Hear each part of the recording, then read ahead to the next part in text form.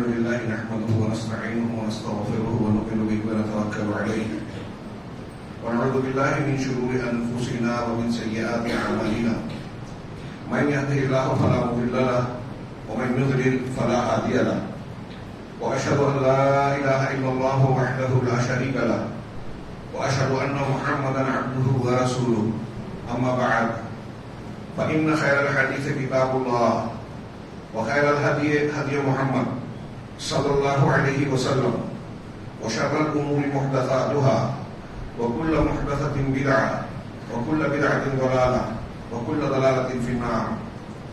أعوذ بالله من الشيطان الرجيم. بسم الله الرحمن الرحيم. اعلموا أنما الحياة الدنيا لعب ولهو وزينة وتفاخر بينكم وتكاثر في الأموال والأولاد كمثل غيث أعجب الكفار نباته ثم يهيج فتراه مصفرا ثم يكون حطاما وفي الآخرة عذاب شديد ومغفرة من الله ورضوان وما الحياة الدنيا إلا متاع الغرور. سابقوا إلى مغفرة من ربكم وجنة عرضها كعرض السماء والأرض أعدت للذين آمنوا بالله ورسله ذلك فضل الله يؤتيه من يشاء والله ذو الفضل العظيم. محترم حاضرین، سورۃ الواقعہ کے اخیر میں اللہ تبارک و تعالیٰ نے منکرین حق سے ایک مشکل سوال کرتے ہوئے ان کو ایک نقشہ پیش کیا جس کا مشاہدہ دنیا کا ہر انسان کرتا ہے، اور اگر اس منظر پر ہم آپ کوئی بھی انسان غور کرے تو اسے صاف نظر آئے گا کہ انسان پوری طریقے سے بے بس ہے اور اس کائنات پر حکمرانی فیصلہ اللہ تبارک و تعالیٰ کا نافذ ہوتا ہے، حکمرانی اللہ کی چلتی ہے۔ وہ منظر ہے جس میں اللہ رب العالمین نے فرمایا فلولا اذا بلغت الحلقوم۔ اس منظر میں اپنے آپ کو رکھیے اور غور کیجئے کہ ہمارے ساتھ بھی یہ ہوتا ہے، ہم آنکھوں سے دیکھتے ہیں اور ہمارے بارے میں بھی یہی ہو سکتا ہے۔ فلولا اذا بلغت الحلقوم، بس جب روح نرخرے تک پہنچ جائے گی، دوسرے لفظوں میں میں کہوں کہ ہماری جان گلے میں آ کر اٹک جائے، مرنے کا وقت آ جائے۔ فلولا اذا بلغت الحلقوم، جب جان یا روح نرخرے میں آ پہنچے، وانتم حینئذ تنظرون، اور تمہارا یہ معاملہ ہوتا ہے کہ اس وقت تم اس شخص کو دیکھ رہے ہوتے ہو جس کی جان گلے میں آ گئی، سکرات کا عالم ہے، دم نکل رہا ہے، آپ اسے دیکھ رہے ہیں۔ وَأَنْتُمْ حِينَئِذٍ تَنْظُرُونَ وَنَحْنُ أَقْرَبُ إِلَيْهِ مِنْكُمْ وَلَكِنْ لَا تُبْصِرُونَ، اور ہم، اللہ تعالیٰ فرما رہا ہے کہ ہم تمہارے مقابلے میں اس سے تم سے زیادہ قریب ہوتے ہیں لیکن تم دیکھتے نہیں۔ اللہ تعالیٰ بندے کے قریب ہوتا ہے، اس مرنے والے کے بھی قریب ہوتا ہے۔ کس طریقے سے؟ اپنے علم سے، قدرت سے، احاطے اور اختیار کے ساتھ اللہ قریب ہوتا ہے، لیکن ہم اپنی لا علمی کی وجہ سے یہ سمجھ نہیں پاتے۔ ایک معنی یہ ہوا، ایک معنی یہ ہے کہ ہم اس سے تمہارے مقابلے میں زیادہ قریب ہوتے ہیں، یعنی اللہ تبارک و تعالیٰ کے وہ فرشتے جنہیں اللہ نے اس کام پر مامور کیا ہے کہ اس کی روح قبض کرو، روح نکال لو، وہ فرشتے اس کے پاس ہوتے ہیں لیکن تم دیکھتے نہیں۔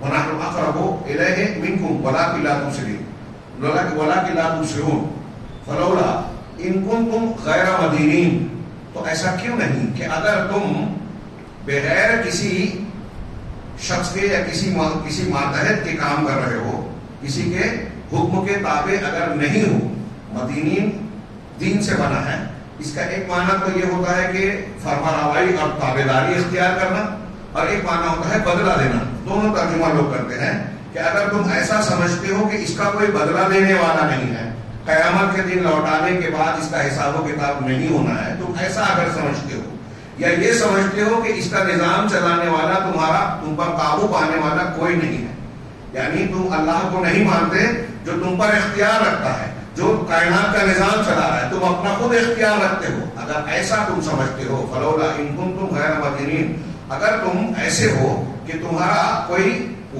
ذمہ دار نہیں ہے، تم کسی کے ماتحت نہیں ہو، تم کو کوئی بدلہ دیا نہیں جانے والا ہے، ترجعونها، ان کنتم صادقون، اگر ایسا نہیں ہے تو پھر تم اپنی اس بات میں سچے ہو تو اس مرنے والے کی روح کو اس کے مقام پر لوٹا کر بتاؤ.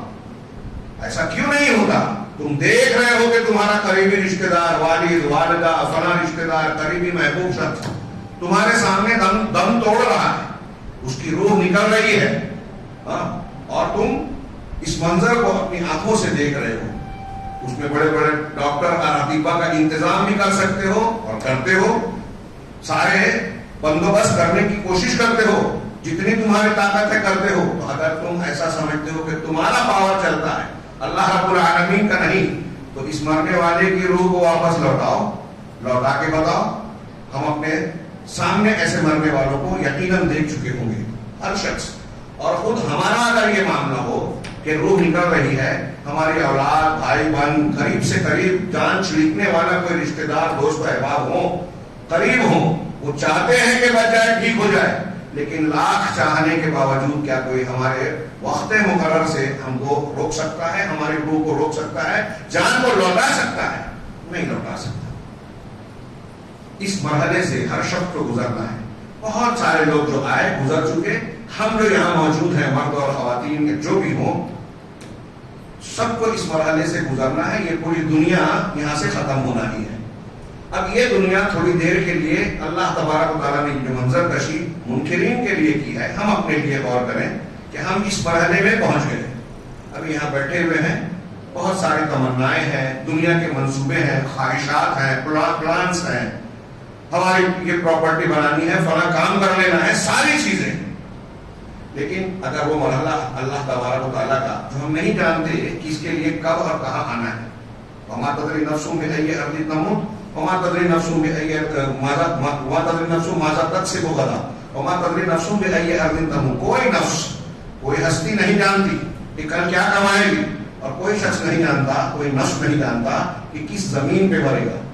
تو ہمارا یہ مرحلہ کہاں کب آ جائے، اس وقت جب یہ منظر ہوگا تو بتائیے ہماری زندگی کے یہ سارے پلاننگ، منصوبے اور جو ہماری خواہشات ہیں ان کا کیا ہوگا؟ ہم ان میں سے کسی کو پورا کر سکتے ہیں؟ قرآن میں یہ منظر اور بھی کئی جگہوں پر ہے کہ جب تم میں سے کسی کے پاس موت کا وقت آتا ہے تو وہ کہتا ہے رب لما کیا ہے اخرتنی لولا اخرتنی الی اجل قریب فاصدق واکون من الصالحین. پچھلے ابتدائی جمعہ میں یہ آیت آئی تھی کہ پروردگار ایسا کیوں نہیں ہے کہ میری موت کو ایک قریبی وقت تک ٹال دیتا تاکہ میں کچھ صدقہ و خیرات کر لیتا اور نیک لوگوں میں شامل ہو جاتا. کہا جائے گا ایسا ہرگز نہیں ہوگا. اللہ کا یہ قانون ہے کہ اس کا مقررہ وقت ہے، جب وہ آ جائے تو ایک سیکنڈ، ایک لمحے کے لیے بھی آگے نہیں بڑھ سکتا. ہمارے اور آپ کے ساتھ بھی وہ مرحلہ آنا ہے. جب وہ مرحلہ آئے گا، تھوڑی دیر کے لیے تصور کیجیے، اپنے آپ کو وہاں رکھیے. ہم یہاں جتنے لوگ موجود ہیں جو سن رہے ہیں کہ ہمارا وہ ٹائم آ گیا جس میں روح قبض ہونی ہے. اب اس وقت ہماری ذہنی کیفیت کیا ہوگی؟ اس وقت یہ دنیا، ہمارے منصوبے، ہماری خواہشات، اس کو ہم کہاں رکھیں گے؟ ظاہر سی بات ہے کہ یہ سب کے سب چکنا چور ہو جائیں گے. یہاں ہمیں اس مرحلے میں اس دنیا کی زندگی کی حقیقت معلوم پڑے گی. اللہ تبارک و تعالیٰ نے اس دنیا کی حقیقت ہم کو پہلے ہی بار بار سمجھائی ہے. میں نے قرآن کی سورۃ الحدید کی چند آیتیں خطبہ مسنونہ کے بعد پڑھی. اس میں بھی دنیا کی زندگی کی ناثباتی، ناپائیداری اور بے ثباتی کا ذکر کیا گیا. ہمیں اور آپ کو پروردگار نے بڑے خوبصورت انداز میں سمجھایا ہے، لیکن کیا ہم سمجھنے کے لیے تیار ہیں؟ رب العالمین کا ارشاد ہے اعلموا، جان لو. اللہ کہہ رہا ہے جان لو. یہ علم رہنا چاہیے. یہ علم اگر نہیں ہے تو آدمی غافل رہے گا. غافل رہے گا تو گمراہی کے راستوں پر چل سکتا ہے، اپنے آپ کو نقصان میں ڈال سکتا ہے، عذاب کا مستحق بنا سکتا ہے. لہذا یہ علم حاصل کرو. رب العالمین تنبیہ کر رہا ہے اعلموا.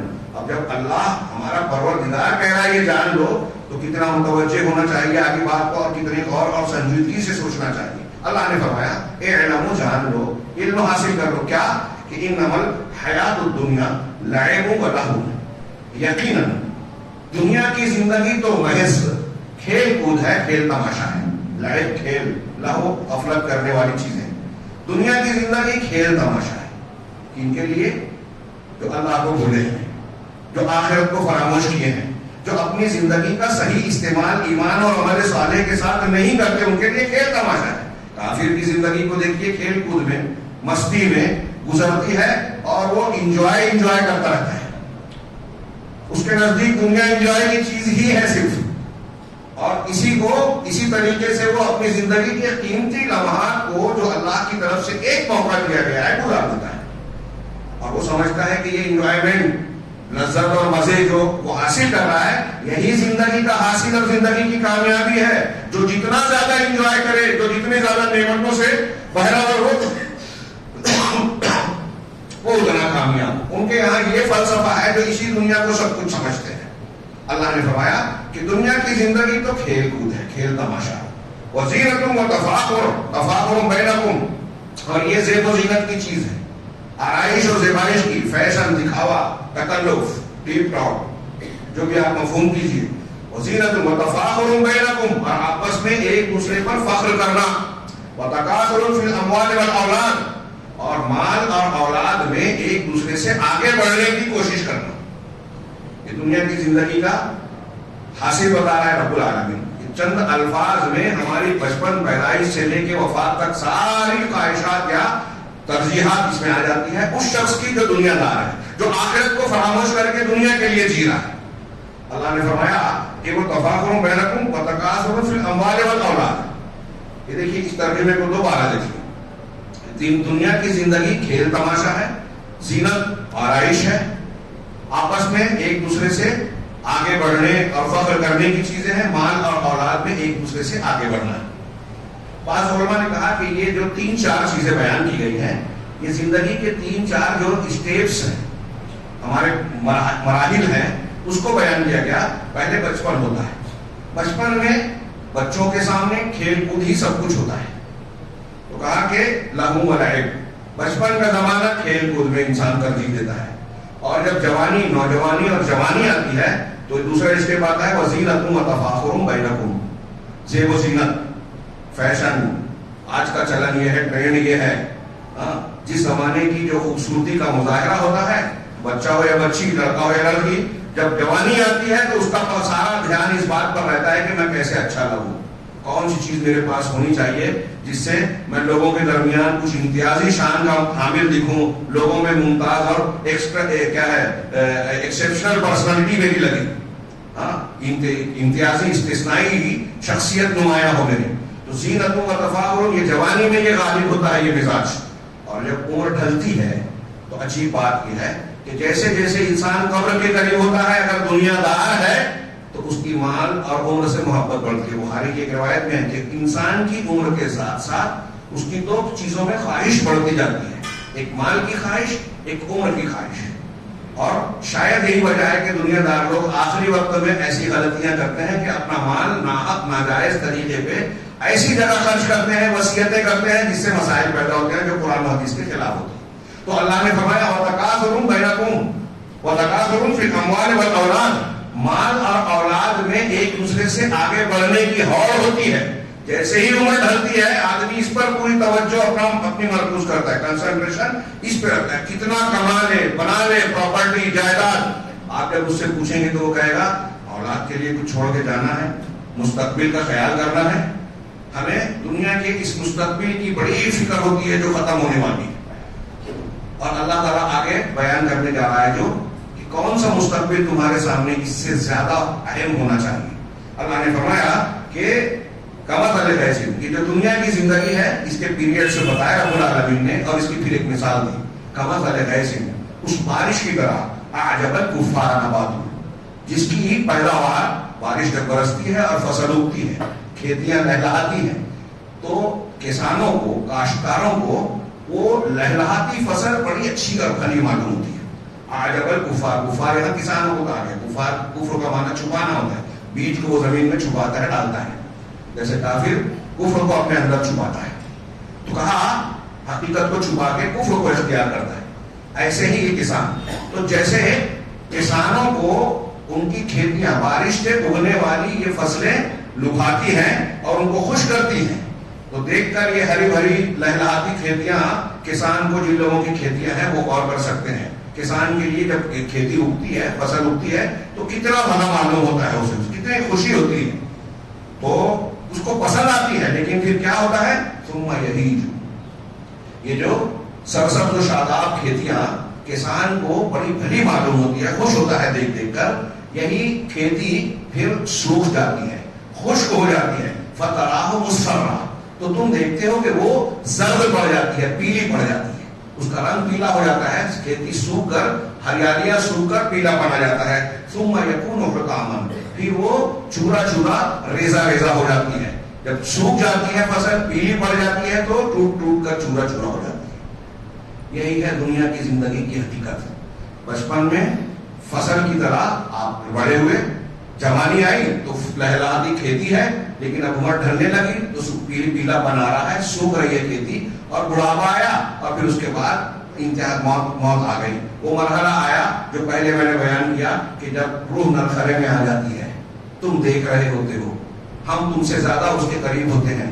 اگر تم سچے ہو کہ تمہارا کوئی حاکم اور زیر آقا نہیں ہے، تو حکم نہیں چلتا، تو تم اگر سچے ہو تو اس مرنے والے کی روح کو لوٹا کیوں نہیں پاتے؟ تمہاری ماں ہے، تمہارے باپ ہے، قریبی رشتے دار ہے، محبوب ہے.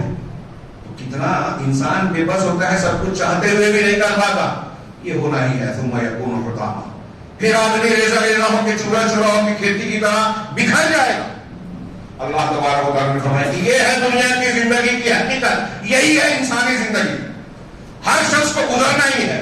وہ وقت کا بادشاہ کیوں نہ بن جائے، تھوڑی موڑی زمین نہیں پوری دنیا کما لے، چھوڑ کے جانا ہے. اور یہ دنیا بھی فنا ہوئی ہے. اب یہ تو جانا ہی ہے، ہم کو اس مرحلے سے گزرنا ہی ہے. آگے کیا ہونا ہے اللہ نے اس کی طرف توجہ دلائی. اور پھر آخرت، کتنا پیارا انداز ہے رب العالمین کا ہمیں سمجھانے کا، جھنجھوڑنے کا، جگانے کا. یہ ہمارے فائدے کی بات ہے. اگر ہم سمجھیں، سن کے اڑا دیں تو نقصان اللہ کا یا کسی اور کا نہیں، ہمارا خود کا ہے. اللہ نے فرمایا وفی الآخرۃ عذاب شدید. اب اس کے بعد آخرت کی زندگی ہے. موت خاتمہ نہیں ہے، کھائے پیے اور ختم ہو گئے، جینا یہاں مرنا یہاں، جو ملحدین کہتے ہیں. موت ایک نئی زندگی کا آغاز ہے، بلکہ اس زندگی کے حساب و کتاب کی طرف جانے کا نام ہے. آپ نے یہاں جو بویا ہے وہ کاٹیں گے. اور پھر آخرت و آخرت آنی ہی ہے. ہر شخص کو مرنا ہے، دوبارہ جینا ہی ہے. تو اب یہ آخرت میں کیا ہوگا؟ عذاب شدید، سخت عذاب ہوگا. ومغفرۃ من اللہ ورضوان، یا تو سخت عذاب ہوگا یا اللہ کی جانب سے بخشش اور رضامندی. دو چیزیں بیان کی. یا تو شدید عذاب، یہ وہ عذاب ہے جس کا تذکرہ نبی کریم صلی اللہ علیہ وسلم کو بخشائے کوئی مسئلہ نہیں تھا، لیکن اتنا رولاتا تھا کہ داڑھی در ہو جاتی تھی. صحابہ کرام اتنا روتے تھے کہ ہم آپ تصور نہیں کر سکتے. ایک مرتبہ بخاری کی روایت میں ہے، حضرت انس کہتے ہیں اللہ کے نبی صلی اللہ علیہ وسلم نے کچھ باتیں بیان کی اور کہا کہ لو تعلمون ما اعلم، لو تعلمون ما اعلم لضحكتم قليلا ولبكيتم كثيرا. اگر وہ بات جو میں جانتا ہوں تم جان جاؤ تو تم بہت کم ہنسو گے، روتے ہی رہو گے. انس کہتے ہیں کہ صحابہ کرام اپنے گھٹنوں میں اپنا سر دے کر ہچکیاں باندھ کر رونے لگے. میں نے ویسا منظر پہلے کبھی نہیں دیکھا. دوسری روایتوں میں یہ ہے سنن وغیرہ میں کہ اگر تم وہ بات جان جاؤ جو میں جانتا ہوں تو تم روتے ہی رہو گے، بہت کم ہنسو گے، اپنی بیویوں سے بستروں پر لذت حاصل کرنا چھوڑ دو گے اور میدانوں میں نکل جاؤ گے، اللہ تعالیٰ سے گڑگڑاتے رہو گے کہ معاف کر دے پروردگار، وہ بات جو میں جانتا ہوں تم جان جاؤ. یہ عذاب شدید قرآن نے بار بار دہرایا ہے، ڈرایا ہے ہم کو. اور میں کہتا ہوں اس کی ہمیں اور آپ کو بہت شدید ضرورت ہے کہ ہم اس کو ہمیشہ یاد رکھیں. جہنم کی آگ، جہنم کا عذاب، اللہ کی پکڑ کوئی معمولی بات نہیں ہے. اس کی سب سے ہلکی شکل بار بار میں دہراتا ہوں، شاید آپ کے سامنے بھی دہرایا ہو، بخاری مسلم وغیرہ میں ہے کہ ان احور الناس عذابا یوم القیامہ لرجل یوضع فی اخمص قدمیہ جمرتان.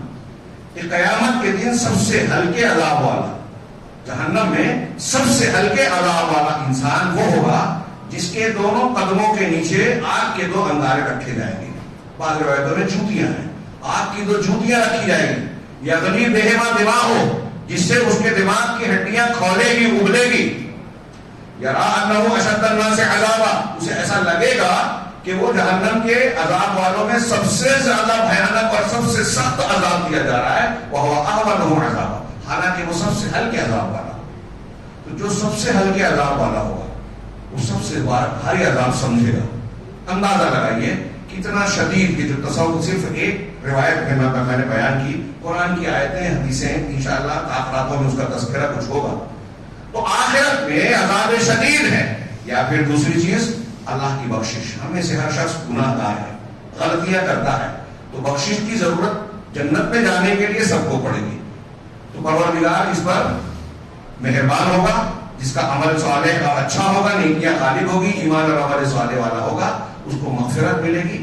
وَمَغْفِرَةٌ مِّن رَّبِّكُمْ وَجَنَّةٍ، اور مغفرت کے بعد جو ہے وہ جنت ملے گی۔ معاف کیجیے گا، اس میں ہے کہ وَرِضْوَانٌ، اور اللہ کی رضامندی، اللہ کی رضامندی۔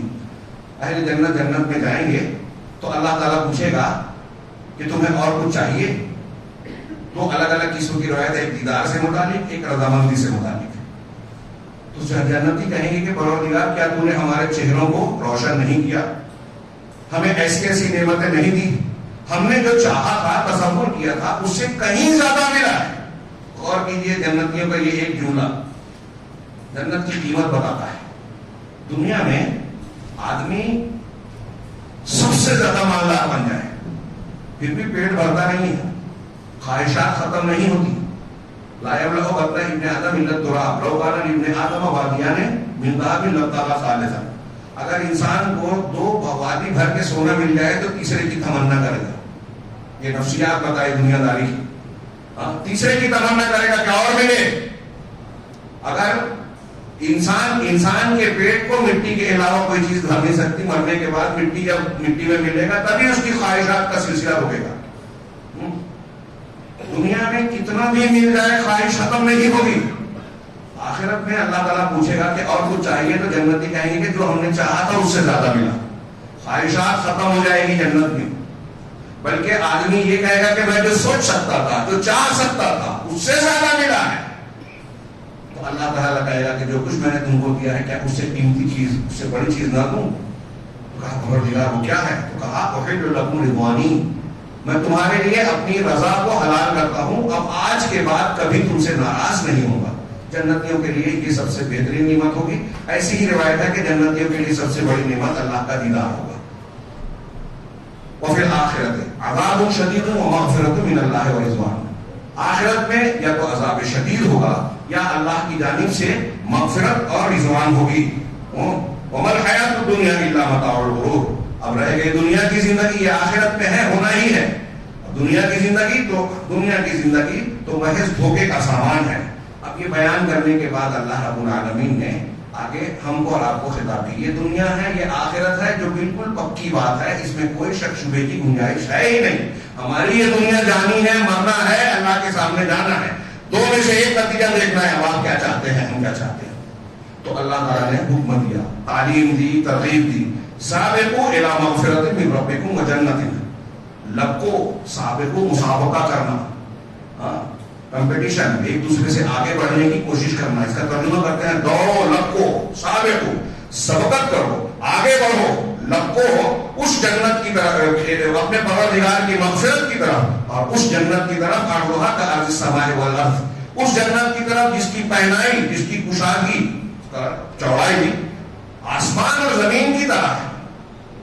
ہمیں بڑا تعجب ہوتا ہے، آخری جنتی جو انشاءاللہ تاخراتوں میں ذکر آئے گا، آخری جنتی جو سب سے آخر میں جائے گا اور سب سے ہلکے درجے کا جنتی ہوگا، اس کے بارے میں کئی روایتوں میں سے ایک روایت میں یہ ہے کہ اللہ تعالیٰ اسے کہے گا جا داخل ہو جائے جنت میں، جہنم سے نکال کے اسٹیپ وائز وہ الگ الگ مقامات پہ جائے گا، تو وہ جا کے واپس آئے گا اور کہے گا کہ پروردگار جنت تو بھری بھی نظر آتی ہے۔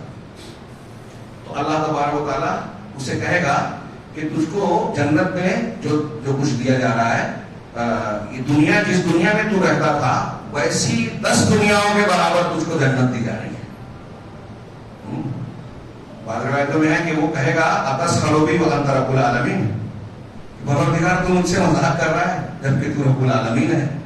یہ بیان کرتے کرتے اللہ کے رسول صلی اللہ علیہ وسلم بھی ہنس پڑے، خطیب ابن مسعود بیان کرتے ہوئے وہ بھی ہنسے، کہا پوچھو میں کیوں ہنس رہا ہوں؟ اس لیے کہ اللہ کے رسول ہنسے تھے، اور اللہ کے رسول سے ہم نے پوچھا تو انہوں نے بتایا اس لیے کہ رب العالمین ہنسے گا۔ سب سے ہلکے درجے جنتی کو یہ ہے، اور وہ داخل ہونے کے بعد کہے گا ابھی سب سے ہلکے جہنمی کا ذکر سنا تھا، وہ داخل ہونے کے بعد جو کہے گا کہ اوٹی تو لم یعطا احد من العالمین، اللہ نے مجھے وہ دیا ہے، مجھے وہ نعمتیں دی گئی ہے جو کائنات میں کسی اور کو دی نہیں گئی ہے، سب سے ہلکا جنتی کہے گا. کیسی ہوگی جنت؟ اللہ کہہ رہا ہے کہ اس جنت کی طرف لپکو، بڑھو. ہم یہ تصور کر کے بھول جاتے ہیں، جنت و جہنم کے ذکر کو سمجھتے ہیں بس یوں ہی چیز ہے. صحابہ کرام اس پر یقین رکھتے تھے تو اس کے لیے بڑی سے بڑی قربانیاں دینے کے لیے تیار تھے. تذکرہ صرف اللہ کے رسول یہ کہتے تھے نا کہ یہ کرو گے جنت ملے گی، سب کچھ اٹھانے کو تیار، جان کی بازی لگانے کو تیار. اللہ تعالیٰ نے یہ کہا ہے، اس کے بدلے میں اللہ کے رسول کیا ملے گا؟ جنت. آج رات انشاءاللہ غزوہ بدر پر گفتگو ہوگی. جنگ جب پوری شباب پر تھی، اللہ کے رسول صلی اللہ علیہ وسلم نے یہ جملہ کہا کہ اس جنت کی طرف لپکو جس کی پہنائی اور پوشاکی آسمان اور زمین کی طرح ہے. عمیر بن حمام صحیح مسلم کی روایت ہے، وہاں ایک صحابی موجود تھے. کہا واہ واہ، کیا خوب. اللہ کے رسول نے یہ کیوں کہا تم نے؟ تو کہا کچھ نہیں اللہ کے رسول، میں یہ سوچ رہا تھا کہ اگر اللہ تعالیٰ اس میں جنت میں شاید میں بھی اس میں ہو جاؤں. کہا تم انہی میں سے ہو. کہا اچھا. کھجور کھا رہے تھے. کہا اتنی کھجور کھاتے کھاتے دیر کروں گا تو جنت میں جانے میں بہت دیر ہو جائے گی. کھجوریں پھینکی، دشمنوں میں گھس گئے اور لڑتے لڑتے شہید ہو گئے. اب جب جنت کی بشارت زمانے رسالت سے ملی ہے تو وہاں جانے سے کیوں دیر کریں؟ یہ اللہ تبارک و تعالیٰ کی جنت پر یقین تھا ان کا. ہم لوگ سنتے ہیں کہ اس کو خواب و خیال کی باتیں، تصور کی باتیں اور غیر ضروری باتیں سمجھتے ہیں، ایمانیات کی بات نہیں لیتے. اللہ تعالیٰ ہمیں یقین میں ہمارے اس خیال ان باتوں کو یقین میں بدلے اور اس کے اثرات ہماری زندگی پر ڈالے کہ اس جنت کی طرف رکھو جس کی پہنائی اور پوشاکی جنت آسمان اور زمین کی طرح ہے. لیکن یہ کسے ملے گی؟ اعدت للذین آمنوا باللہ ورسولہ، یہ ان کے لیے تیار کی گئی ہے جو اللہ پر اور اس کے رسولوں پر ایمان رکھتے ہیں. ایمان رکھتے ہیں، وہ ایمان جس کو سمجھنے کی ہمیں آج فرصت نہیں ہے. اگر اس کی بات ہوتی ہے تو ہم کو ٹائم نہیں ہوتا. غیر ضروری بات ہے. ہمارے لیے راشن کی بات اہم ہے، ڈیوٹی بہت اہم ہے، دوستی یاری دنیا کے معاملات جس کے بارے میں اللہ نے کہا کہ یہ زینت ہے، تفاخر ہے، کھیل تماشا ہے، اس کی باتیں ہمارے نزدیک اہم ہیں. اور جو ہماری کامیابی کی جڑ بنیاد ہے، ضروری ہے، اس کے لیے ہمارے پاس ٹائم نہیں ہے، وقت نہیں ہے. اس سے زیادہ ان آیتوں کو کی ناقدری کرنے والا، رب العالمین کی تعلیم کو نظر انداز کرنے والا کون ہو سکتا ہے؟ ہم غفلت کے شکار ہوتے ہیں. اللہ فرما رہا ہے کہ یہ ان لوگوں کے لیے تیار کی گئی ہے جو ایمان لاتے ہیں اللہ پر، اس کے رسول پر. لیکن یہ ایمان اور اللہ اور رسول پر ایمان یہ اللہ کا فضل ہے. ذالک فضل اللہ، یہ اللہ کا فضل ہے، انعام ہے. یؤتی ہے من یشاء، وہ جسے چاہتا ہے عطا کرتا ہے. اس کا مطلب جو جنت کو، آخرت کو فراموش کرتا ہے وہ اللہ کے فضل سے محروم ہے. وہ چاہے وقت کا بادشاہ ہو، بہت غریب ہے، اور ٹوٹیا اور جھوپڑے میں رہنے والا اگر اس فکر میں لگ کر صحیح کام کر رہا ہے، ایمان اور عمل صالح کر رہا ہے تو وہ بہت امیر ہے، بادشاہ ہے. یہ اللہ کا فضل ہے جو اسے دیتا ہے جس کو چاہتا ہے. واللہ ذو الفضل العظیم، اور اللہ بڑے عظیم فضل والا ہے. یہ اللہ تعالیٰ نے ان آیتوں میں آخر میں جو کہا کہ اس کی طرف لپکو، ایسی ہی ایک آیت سورہ آل عمران میں، اس سے پہلے کا مضمون بھی میں چاہتا ہوں سرسری طور سے آپ کو تذکرہ کروں کہ یہ تقریباً یہاں جو بات بیان کی گئی ہے وہی بات وہاں بھی ہے. سورہ آل عمران میں اللہ تعالیٰ نے فرمایا یا ایھا الذین آمنوا لا تأکلوا الربا اضعافا مضاعفا، کہ اے ایمان والو تم سود کو بڑھا چڑھا کر نہ کھاؤ، کئی گنا در گنا. اس کا مطلب یہ نہیں ہے کہ کم سود لینا جائز ہے، سود کم ہو یا زیادہ، ہر قسم کا سود ناجائز ہے، حرام ہے، اللہ رسول سے محاربہ ہے. ایک روایت جس پر کچھ لوگ کلام کرتے ہیں لیکن مقبول ہے کہ سود کے 70 درجات ہیں، اور سب سے ادنا درجہ یہ ہے کہ آدمی اپنی ماں کے ساتھ بدکاری کرے. کتنا گھناؤنا کام ہے، اور آج ہمارے یہاں عام ہو رہا ہے. یہ جو آیت ہے اس کا پس منظر یا سیاق و سباق صرف تھوڑے سے میں بہت کم ہے. بیان کرو کہ غزوہ احد کے بارے میں اللہ تبارک و تعالیٰ نے جو تبصرے اور ہدایات بیان فرمائے سورہ آل عمران میں. غزوہ احد میں مسلمانوں کو پہلے مرحلے میں فاتح کا ماحول بنا، کفار نے میدان چھوڑ دیا. بعد میں پیچھے سے خالد بن ولید کے دستے نے جو حملہ کیا، ایک وہاں کے تیر انداز جو مقرر تھے ان کی غلطی کی بنیاد پر 50 میں سے 40 لوگ وہاں سے ہٹ گئے، اور پھر یہ ایک فتح کا پاسا پلٹ گیا. مسلمانوں کی فتح نہ رہی، اگرچہ مکمل شکست بھی نہیں، لیکن مسلمانوں کو بہت بھاری نقصان ہوا. 70 صحابہ کرام شہید ہوئے. نبی کریم صلی اللہ علیہ وسلم زخمی ہوئے، آپ کا روئے انور خون آلود ہو گیا، خود کی کڑیاں آپ کے رخسار مبارک میں گال میں پھنس گئی، سر زخمی ہو گیا، گڑھے میں گرنے سے آپ کے گھٹنے زخمی ہو گئے، یہ سارے نقصانات ہوئے۔ اس درمیان میں آپ کی وفات کی جھوٹی خبر پھیل گئی تو بڑی بددلی چھائی، بہت نقصان ہوا مسلمانوں کا۔ یہ پورا جو نقصان، خسارہ اور فتح کی کا نقشہ چینج ہوا، اس کی وجہ بنیادی کیا بنی کہ ان تیر اندازوں نے 50 میں سے 40 تیر اندازوں نے اللہ کے نبی صلی اللہ علیہ وسلم کے حکم کی تعمیل نہیں کی تھی، نافرمانی کی تھی۔ اللہ کے نبی نے جنگ کے شروع سے پہلے پیچھے کے راستے پر گھاٹی پر ان 50 تیر اندازوں کو مقرر کیا، اور ان کا ایک امیر ابن جبیر، عبداللہ بن جبیر غالباً صحابی کا نام ہے، ان کو مقرر کیا اور کہا کہ تم کو یہی رہنا ہے، ہماری فتح ہو یا شکست، ہار ہو یا جیت، ہماری لاشوں کو پرندے ہی کیوں نہ نوچے، تم کو یہاں سے نہیں ہٹنا ہے، یہی رہنا ہے۔ یہ اللہ کے رسول نے فرمایا تھا۔ لیکن جب کچھ ہی لمحوں میں مسلمانوں کو فتح کا منظر دکھائی دینے لگا، کفار بھاگنے لگے، میدان کے مسلمان ان کا مال غنیمت سمیٹنے لگے، کچھ لوگ ان کے پیچھے گئے، تو ان تیر اندازوں میں سے کافی لوگوں نے کہا کہ اب تو میدان ہمارے ہاتھ ہے، ہمیں یہاں سے چلنا چاہیے۔ امیر رمات نے ان کو روکا کہ نہیں، کیا تمہیں اللہ کے رسول صلی اللہ علیہ وسلم کی نصیحت یاد نہیں ہے؟ آپ نے کہا تھا کسی بھی حال میں یہاں سے ہٹنا نہیں۔ کہا نہیں، وہ تو دشمنوں کے مقابلے کی شکل میں تھا نا، اب جب وہ میدان سے ہٹ رہے ہیں تو پھر کیا حرج ہے؟ یہ اختلاف کیا۔ اور کیوں ہٹے؟ انہوں نے کہا کہ جب ہمارے ساتھی میدان میں مال غنیمت سمیٹ رہے ہیں تو ہم بھی چل کے اپنے اپنے حصہ حاصل کریں، مال غنیمت سمیٹیں، کفار کے مال کو اپنے سمیٹیں۔ تو یہ مال اور دنیا کی خواہش، اس کی بنیاد پہ اللہ کے رسول کے حکم کی مخالفت کی۔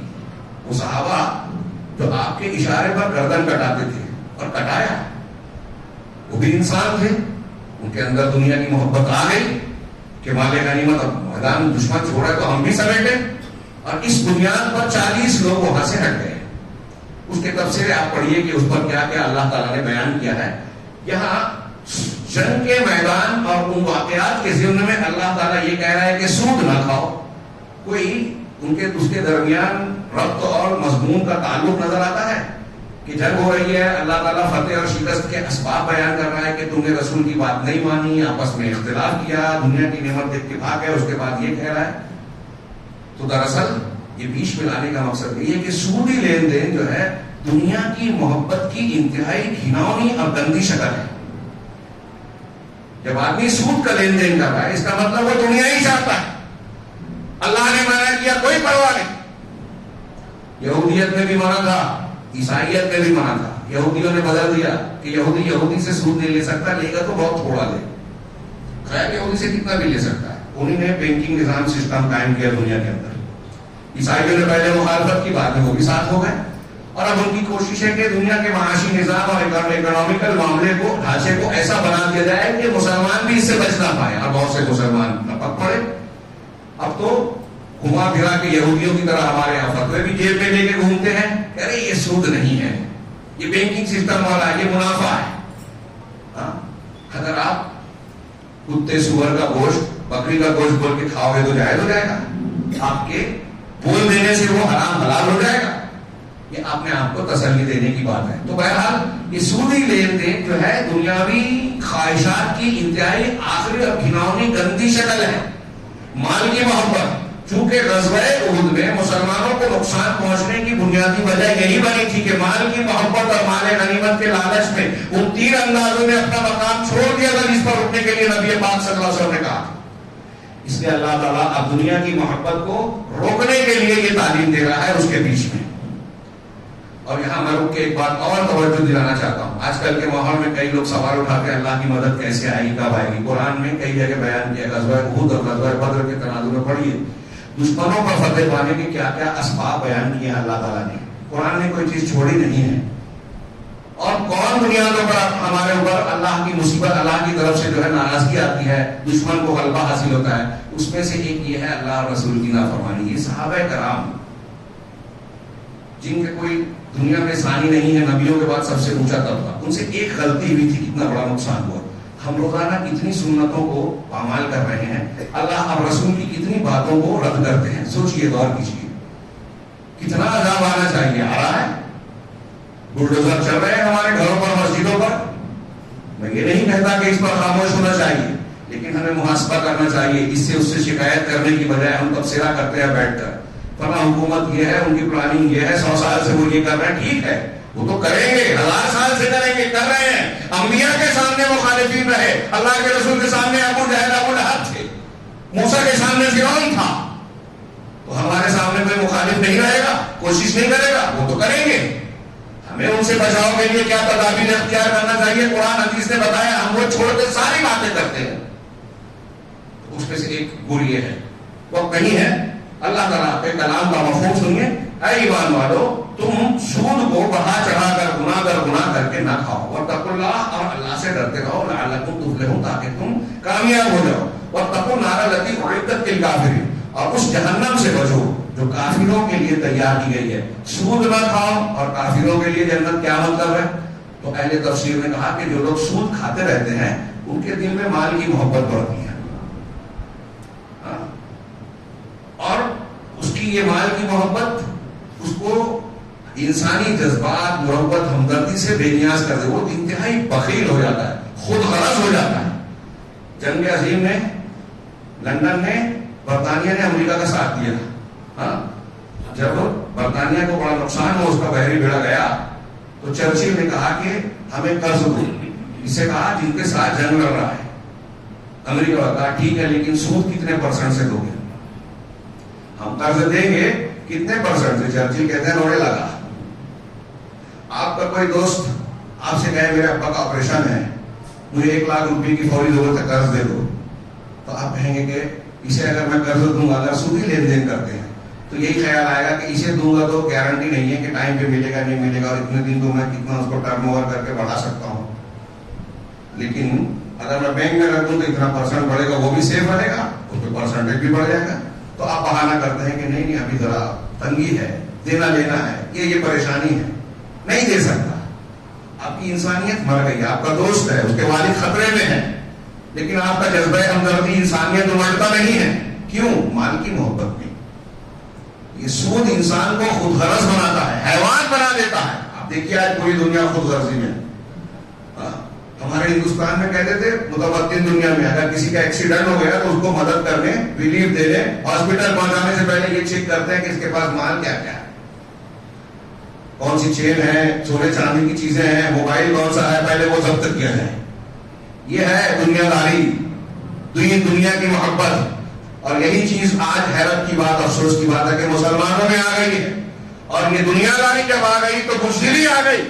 دین کے لیے قربانی دینے کے جذبات ختم ہو گئے، ساری خرابیاں آئی. حب دنیا و کراہیت الموت، جس کو اللہ کے رسول نے بتایا کہ یہ وہ بیماری ہے کہ دنیا کے دشمنان بھوکے دسترخوان پر جس طرح بھوکے ٹوٹتے ہیں ویسے دشمن تم پر ٹوٹ پڑیں گے. آج پوری دنیا کا یہی منظر ہے. اللہ تبارک و تعالیٰ کہہ رہا ہے.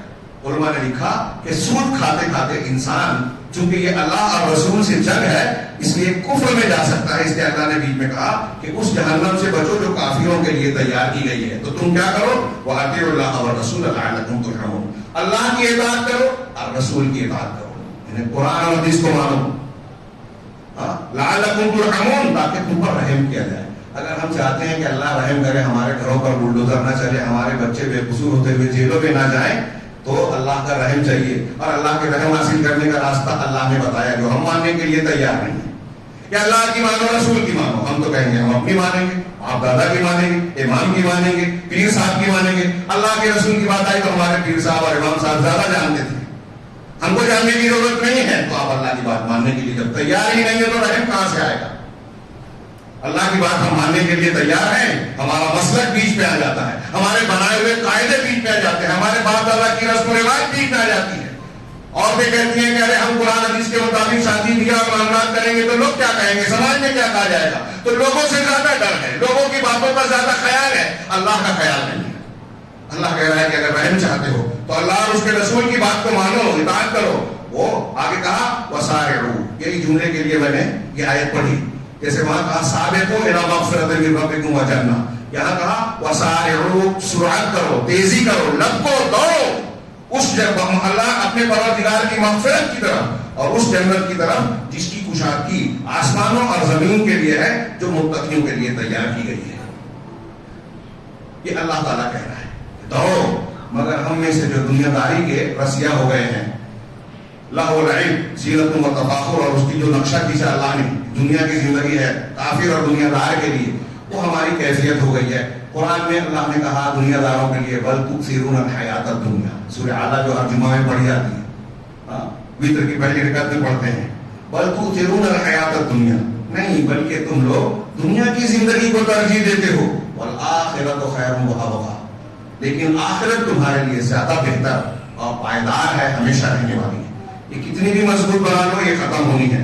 افسوس کہ وقت ختم ہو گیا، بلکہ ظاہر ہو رہا ہے، اور میرا مضمون جو ہے جس کے لیے میں نے یہ پوری باتوں کو چھیڑا، یہ مضمون بذات خود ایک اہمیت کا حامل ہے۔ اس کا پس منظر آج کی اس طرح کی گفتگو کرنے کا مقصود یہ ہے کہ اگر ہم زندگی کی اس بے ثباتی کو، حقیقت کو سمجھ لیں، جان لیں، کوئی بھی ایمان والا، تو اس کے نزدیک دنیا کی زندگی، دنیا کی نعمتیں ہیچ ہو جاتی ہیں، بے قیمت ہو جاتی ہیں۔ صحابہ کرام نے دنیا کو لٹا دیا۔ میں نے اس سے پہلے کے خطبے میں انفاق کی ضمن میں کہا تھا، بخیلی آتی ہے دنیا داری سے، سخاوت آتی ہے آخرت کو ترجیح دینے سے۔ صحابہ کرام میں ہم دیکھتے ہیں کہ جنت کے حصول اور جہنم سے بچنے، اللہ کو خوش کرنے کے جذبات کیسے تھے۔ یہ جو اللہ نے کہا سابقو سابقو، ایک دوسرے سے آگے بڑھو، وفی ذالک فلیتنافس المتنافسون، سورہ مطففین میں جنت کا ذکر کر کے، اس کی نعمتوں کا ذکر کر کے، یہ وہ چیز ہے جس میں ایک دوسرے سے کمپٹیشن کرنے والوں کو، مقابلہ کرنے والوں کو مقابلہ کرنا چاہیے۔ تو صحابہ نے کیا۔ آپ موقع نہیں ہے، میں صرف اشارے کروں، آپ واقعات سن چکے ہیں، تازہ کیجیے اپنے دماغ میں اور اپنے آپ پر غور کیجیے کہ ہمارے اندر وہ جذبہ ہے کیا۔ غزوہ تبوک کے وقت اللہ کے رسول نے جب لمبے سفر کا ذکر کیا اور کہا کہ جس سے جو ہو سکتا ہے اللہ کے راستے میں خرچ کرو، تو صحابہ کرام موسم دیکھتے تھے کہ یہ تو جنت خریدنے کا موقع ہے۔ حضرت عثمان غنی نے شام کا قافلہ جانے والا تھا ان کو اونٹوں کا 200 کا، پہلے 100 اونٹ دیا، پھر دوسرا بھی دے دیا، پھر 200 بوکیاں چاندی دی، تقریباً 29 کلو چاندی، پھر مزید گھوڑے لیے، مزید اونٹ دیے، مزید بڑھاتے گئے سامان کے ساتھ، 900 اونٹ دیا نقدی کے الگ، 100 گھوڑے دیے سامان سمیت، اور پھر اس کے بعد الگ سے 1000 یا 2000 دینار سونے کا سکہ، 750 دینار پہ 7 دینار پہ جو ہے، معاف کیجیے 20 دینار پہ زکات واجب ہو جاتی ہے، 20 دینار پہ۔ اب انہوں نے 2000 دینار بھی اللہ کے رسول سے پلٹتے جاتے تھے، دیکھتے جاتے تھے، کہتے ہیں کہ عثمان آج کے بعد کوئی بھی عمل کرے ان پر کوئی حرج اور مواخذہ نہیں ہوگا، اللہ نے ان کے لیے جنت طے کر دی۔ ترمذی وغیرہ میں یہ روایت اس مفہوم کی موجود ہے۔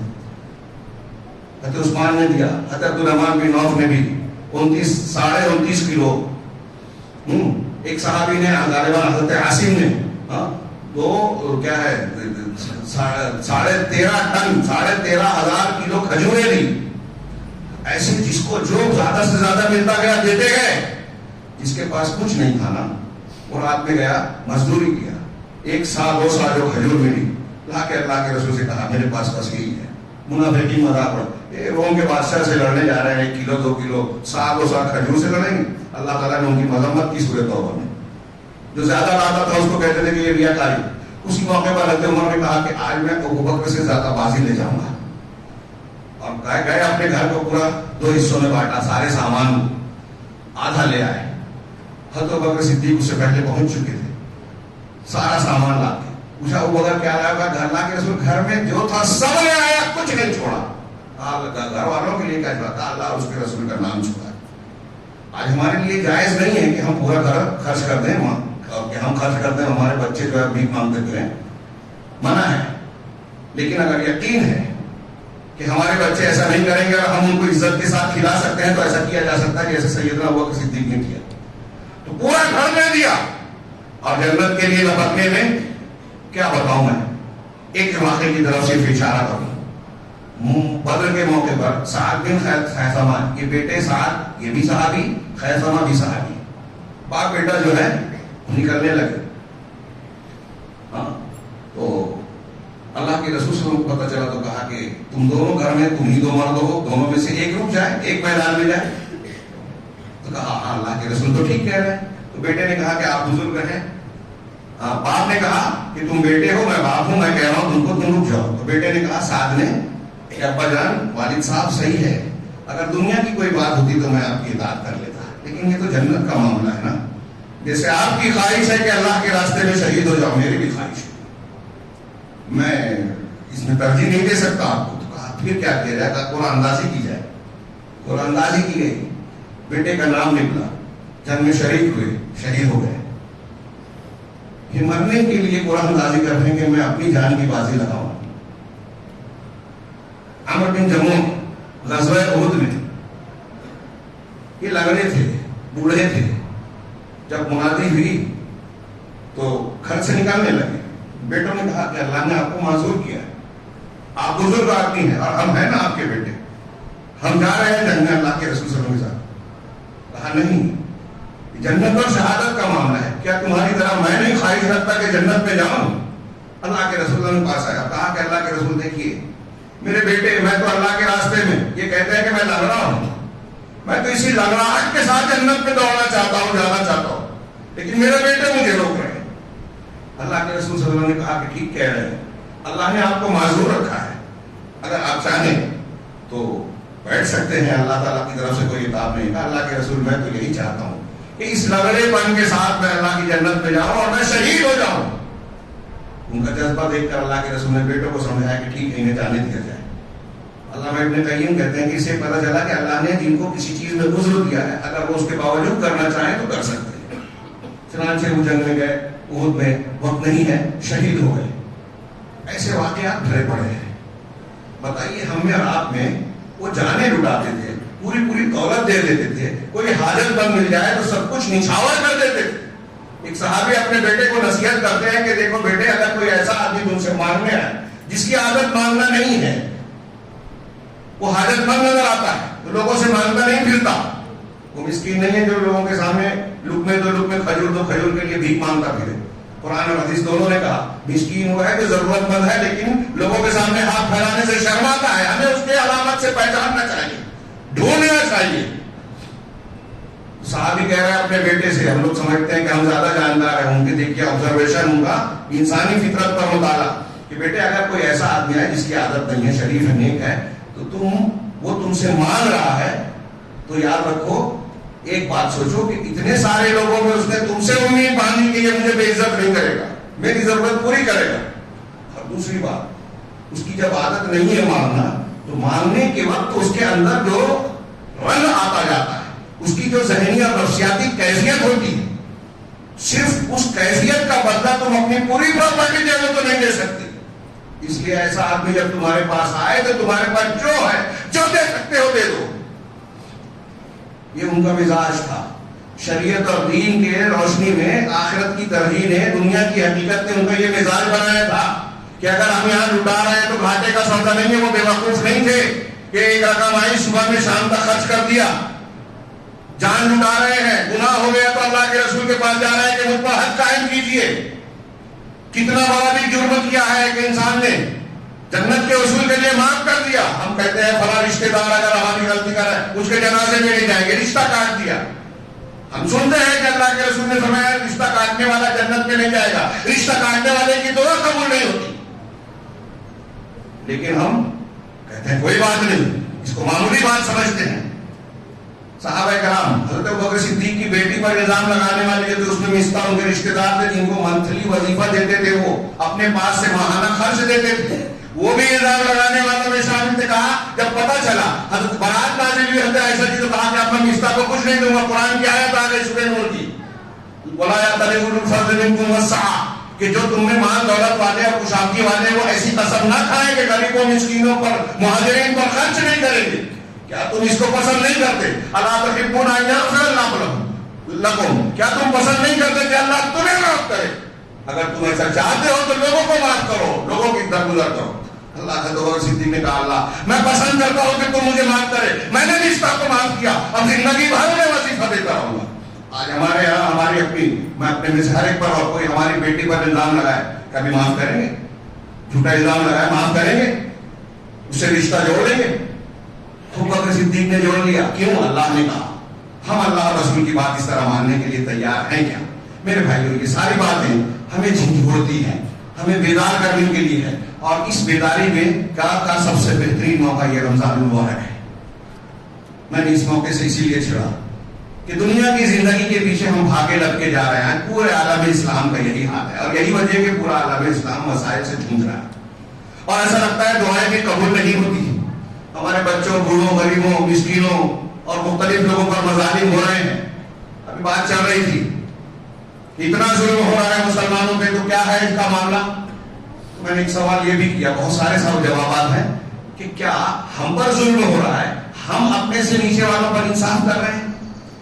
ایک شوہر اپنی بیوی کا حق ادا کر رہا ہے، ایک مالک یا سیٹھ اپنے ماتحت مزدور کا حق ادا کر رہا ہے، ایک باپ اپنے بیٹے کا، ماں اپنے بچوں کا حق ادا کر رہی ہے. تو ہم اپنے سے نیچے والوں، یہ قرآن کہتا ہے سورۃ الانعام کی آیت ہے وَكَذَلِكَ نُوَلِّي بَعْضَ الظَّالِمِينَ بَعْضًا بِمَا كَانُوا يَكْسِبُونَ. ہم اسی طرح بعض ظالموں پر بعض ظالموں کو مسلط کرتے ہیں ان کے کرتوتوں کی وجہ سے. اگر ہم اپنے سے نیچے پر ظلم کریں گے تو قرآن کہہ رہا ہے کہ اللہ تعالیٰ تمہارے اوپر تم سے بہت ظالم مسلط کرے گا. مسلط ہے ظالم ہم پر ہر جگہ، ہندوستان میں بھی کوئی سنوائی نہیں ہے. یہ عدالت وہ فلاں وہ فلاں، یہ ظلم کا سلسلہ چلے گا جب تک ہمارا ظلم. اگر ہم چاہتے ہیں کہ ہم پر ہمارے اوپر والے ظلم نہ کریں تو اپنے نیچے والوں کے ساتھ انصاف کیجیے اور اس نے سلوک کیجیے. ہمیں سمجھ میں نہیں آتا کہ یہ کیسے ہوگا، لیکن اگر آپ کریں تو دیکھیے اللہ کا فرمان ہے، غلط نہیں ہو سکتا. بات طویل ہو گئی، پھر سے وہ کافی زیادہ ہو گیا، اس کے لیے معافی چاہتا ہوں. لیکن میں عرض کرنا چاہتا ہوں کہ سدھرنے سنورنے، دنیا کی حقیقت کو جان کر آخرت کو ترجیح دینے، آخرت میں عذاب شدید سے بچنے کے لیے کوشش کرنے کا سب سے بہترین سنہری موقع رمضان المبارک ہے. اور رمضان المبارک میں بھی اس کا آخری عشرہ، نبی کریم صلی اللہ علیہ وسلم رمضان میں سب سے زیادہ سخی ہوتے تھے، سب سے زیادہ عبادت گزار ہوتے تھے، سب سے زیادہ محنت کرتے تھے. اور پھر جیسے ہی آخری عشرہ شروع ہوتا، آخری 10 دن، یہ 20واں روزہ ہے، اب سمجھ لیجیے کہ آج کی شام سے ہم آخری 10 عشرے میں داخل ہو رہے ہیں. تو اللہ کے رسول حضرت عائشہ کہتی ہیں کہ آپ آخری عشرے میں جتنی محنت کرتے کبھی اور نہیں کرتے.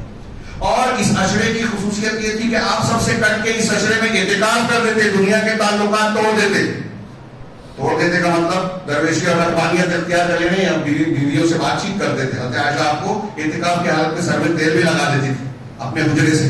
حضرت صفیہ ملنے جاتی تھی. مطلب زیادہ سے زیادہ اعتکاف کہتے ہیں مسجد میں اللہ کی عبادت کے مقصد سے مسجد کو لازم پکڑنا، اور اس پیریڈ میں دنیا داری اور دنیا کی بات کم سے کم کرنا. اس کی بڑی فضیلت اللہ کے رسول صلی اللہ علیہ وسلم کی ہمیشہ کی سنت ہے. ایک سال آپ نہیں کر سکے تو شوال میں کیا آپ نے اعتکاف کیا 10 دنوں کا. تو کیوں کیا؟ اس میں ایک مقصد کہ ان ایام اور خاص طور سے آخری عشرے کی راتیں بڑی فضیلت والی طاق راتیں. لیلۃ القدر اسی میں ہے، انا انزلناہ فی لیلۃ القدر، قدر کی رات، تقدیر کی رات اور قدر منزلت کی. ہمارے یہاں ہندوستان میں مشہور ہے کہ 15 شعبان کو اللہ تعالیٰ سالانہ تقدیر مقرر کرتا ہے. میں نے درس میں کچھ ڈیٹیل میں بیان کیا، ابھی موقع نہیں ہے. وہ رات 15 شعبان نہیں ہے، 15 شعبان شیعوں نے بنائی. وہ لیلہ مبارکہ سورہ دخان میں کہا برکت والی رات، فیہا یفرق کل امر حکیم، جس میں ہر حکمت والا اور مضبوط فیصلہ متعین ہے. وہ لیلۃ القدر ہے جو رمضان کے آخری عشرے کی ایک طاق رات ہوتی ہے.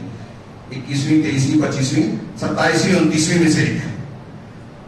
اس میں اللہ کے رسول نے دعا بھی سکھائی، اللہم انک عفو تحب العفو. موقع نہیں ہے انشاءاللہ رات کے کسی پروگرام میں بیان کریں گے اس رات سے اس دعا کی کیا مناسبت ہے. اللہ تعالیٰ ہماری سالانہ تقدیر دے رہا ہے کہ اس سال میں فلاں مرے گا، فلاں کا ایکسیڈنٹ ہوگا، فلاں کامیاب ہوگا، فلاں کا یہ حادثہ ہوگا، فلاں کا یہ معاملہ ہوگا، فرشتوں کے حوالے کرتا ہے.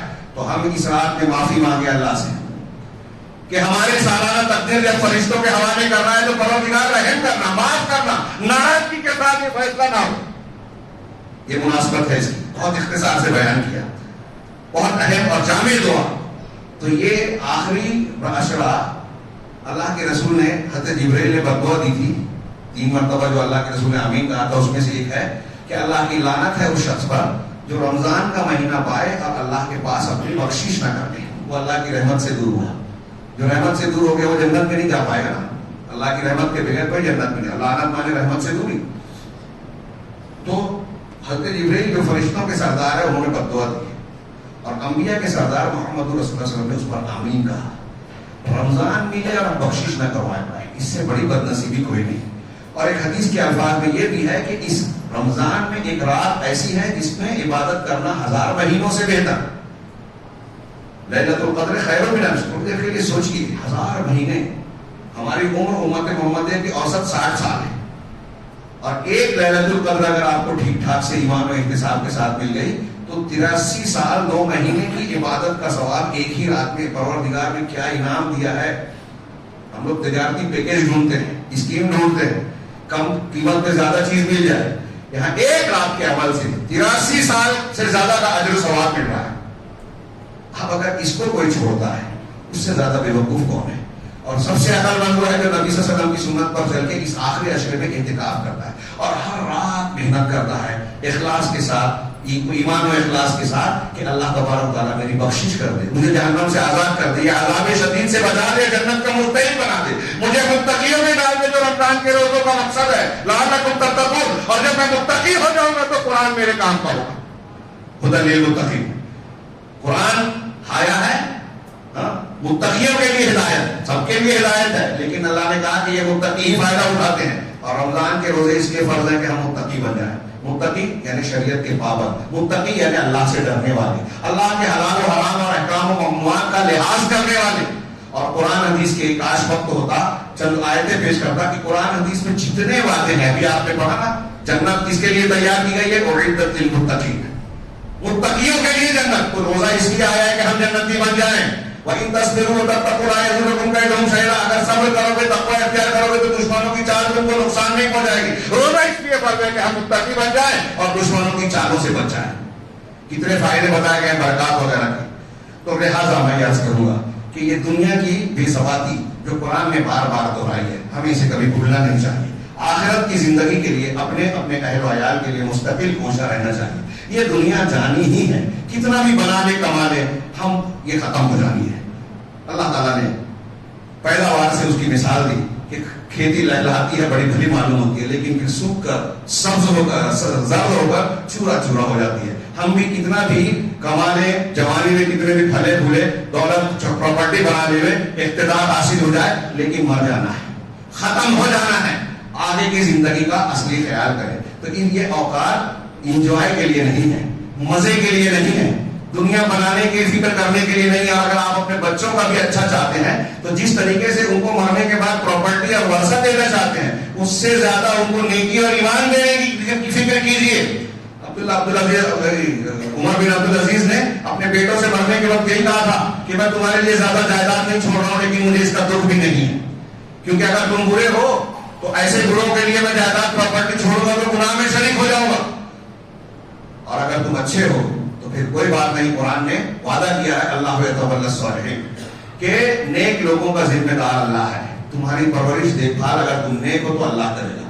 اللہ تبارک و تعالیٰ سے دعا ہے کہ اللہ تبارک تعالیٰ ہمیں اپنے اور اپنے اہل و عیال کے لیے دنیا آخرت دونوں کی بھلی باتوں کو سوچنے کی توفیق عطا فرمائے، اور اللہ تعالیٰ ہمیں دنیا میں بھی عزت وقار اور یہاں کی نعمتوں سے بہرور فرمائے۔ ربنا آتنا فی الدنیا حسنہ، اور اس سے بڑھ کر دنیا میں جو بھی اونچ نیچ آئے وہ گوارا ہے، لیکن اس سے بڑھ کر پروردگار ہمیں آخرت میں کامیابی اور بھلائیوں سے نوازے، اور آخرت کے ہر قسم کے عذاب سے اللہ تبارک تعالیٰ ہم سب کو محفوظ رکھے۔ اور خاص طور سے ہم یہ دعا اور کوشش کریں کہ رب العالمین اس رمضان المبارک جو ہمیں نصیب ہوا ہے، پتہ نہیں آئندہ ملے یا نہ ملے، اس رمضان المبارک میں اللہ تبارک تعالیٰ ہمیں ان خوش نصیب لوگوں میں شامل فرما جسے تو اپنی جہنم سے آزادی کا پروانہ عطا فرماتا ہے اور جن کو جنت کا سرٹیفکیٹ دیتا ہے۔ رب العالمین ہمارے گناہوں کو معاف کرے۔ اللہ تبارک تعالیٰ سے دعا ہے کہ وہ ان ساری دعاؤں کو قبول فرمائے، ہمیں اخلاص اور حسن عمل کی توفیق دے، رمضان کی برکتوں کو حاصل کرنے کی توفیق دے۔ اقول قولی ھذا واستغفر اللہ لکم ولسائر المسلمین وصلی اللہ علی نبینا محمد۔ بارک اللہ لنا ولکم فی القرآن المجید ونفعنا وإیاکم بآیات الذکر الحکیم، انہ تعالی جواد کریم ملک بر